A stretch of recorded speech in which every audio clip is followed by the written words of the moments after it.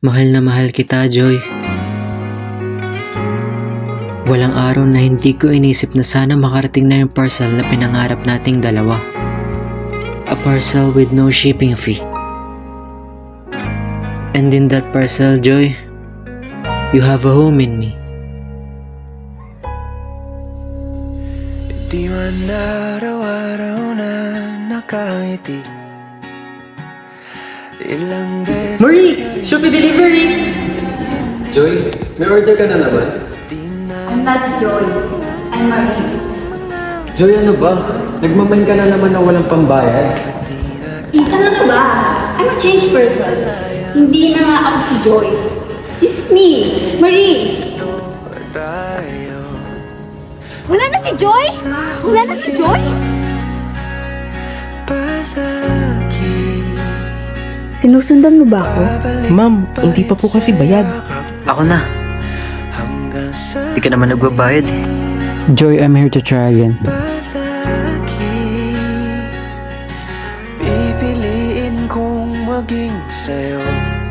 Ulit-ulit Si Ethan, todo kayod para lang mapagsama-sama yung parcel mo. I'm not asking. I'm just saying. Di naman siguro masamang magbayad ka na discount. I'm sorry, Ethan. Pero di ba ako nakakapagpakash din? Joy, mapopost na kitang bogus buyer. This 2025, R3 Production, JP Yabusu, and Alunaya Federation come together to make us witness the continuation of their journey. Joy Minor and Papa Ethan. Ang dami ko nung na-deliver, hindi ka pa rin nagka-cash in. Tuloy ang shopping, kahit hindi pa sahod. Tuloy pero may mga utang. Mga parcel na di ko na nakuha. I'm sorry, Joy.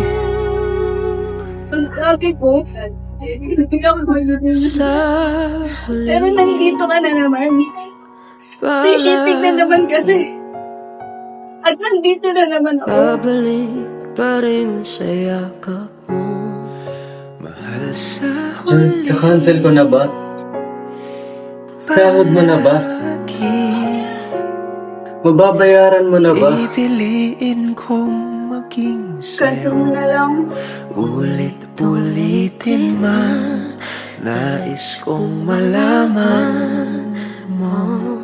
Iyo ako.